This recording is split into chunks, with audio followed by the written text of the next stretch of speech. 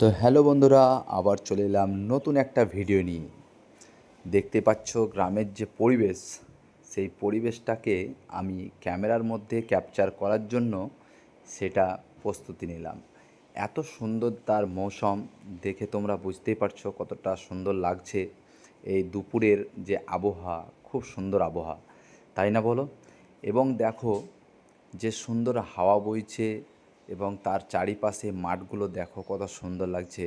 যেমন ধান লাগিয়েছে, অনেক কিছু লাগিয়েছে।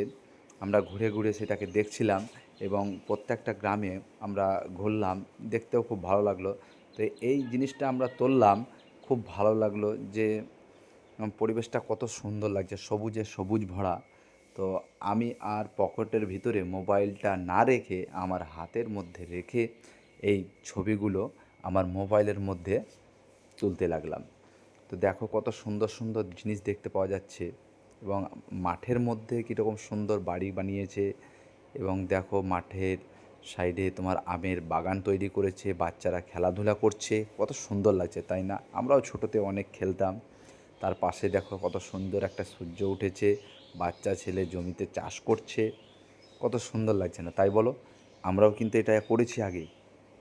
এটা কমেন্টে জানাও, এটা কোন গ্রাম হতে পারে?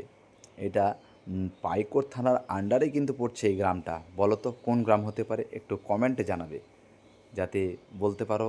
যে বলতে পারবে তার জন্য একটা অবশ্যই প্রাইজ আছে। দেখো কত সুন্দর লাগছে গ্রামের পরিবেশ। সত্যি যারা গ্রামে বাস করেছে একমাত্র তারাই বোঝে যে গ্রামের পরিবেশটা কীরকম হতে পারে।